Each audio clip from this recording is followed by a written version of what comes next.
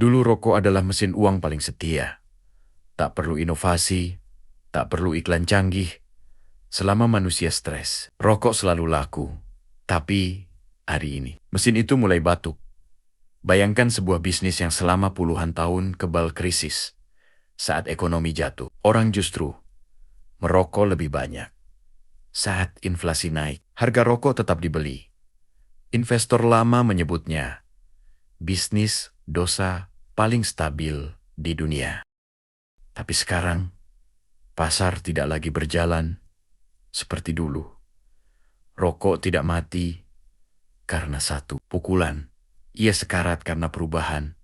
Dan banyak investor tidak sadar mereka masih memegang masa lalu. Kesalahan terbesar investor bukan salah pilih saham, tapi terlalu percaya masa lalu akan terulang. Di era sebelumnya, investasi rokok adalah surga dividen. Margin tebal, cash flow deras, brand kuat, konsumen loyal sampai mati. Secara harfiah, tak perlu edukasi pasar, tak perlu promosi besar.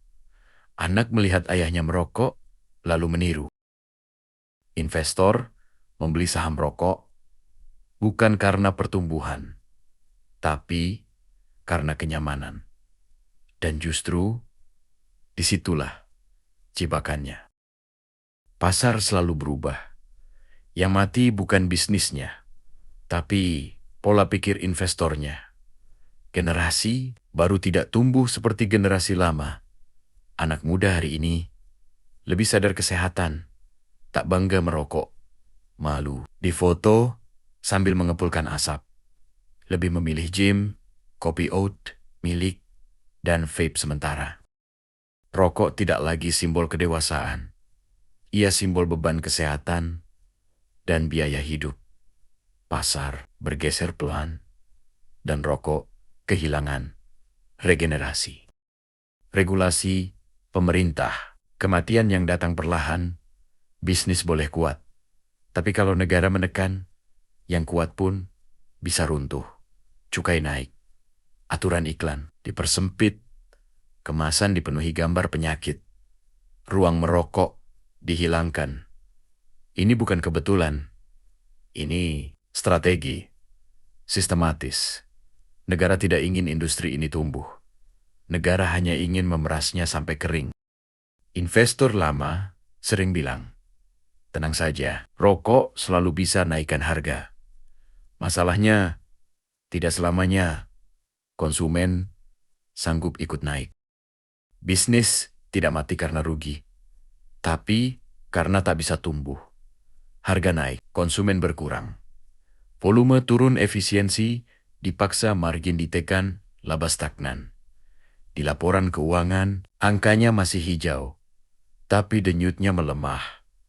Ini bukan kehancuran mendadak. Ini penuaan bisnis. Seperti pohon tua masih berdiri, tapi tak lagi berbuah banyak.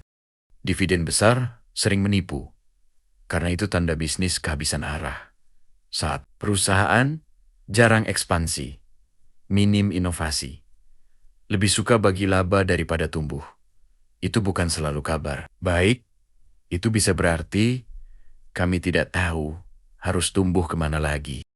Investor merasa aman karena dividen. Padahal nilai jangka panjangnya terkikis perlahan. Uang selalu pindah, dan ia tidak menunggu investor yang ragu. Modal global hari ini mengalir ke energi hijau, teknologi kesehatan, AI dan data, produk ramah lingkungan, rokok masuk kategori SC merah. Dana besar mulai menjauh.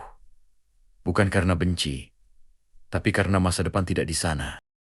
Investasi bukan soal setia, tapi soal membaca zaman. Rokok mengajarkan satu hal penting. Bisnis yang dulu kuat, belum tentu kuat besok.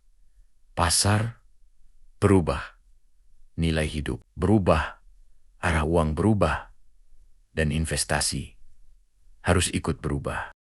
Jangan jatuh cinta pada saham. Jatuh cintalah pada logika. Jika kamu masih memegang investasi hanya karena dari dulu aman, Dividennya besar, orang tua juga punya.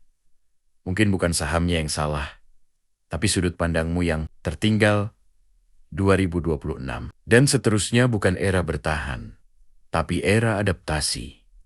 Dan pasar tidak pernah menunggu mereka yang nostalgia.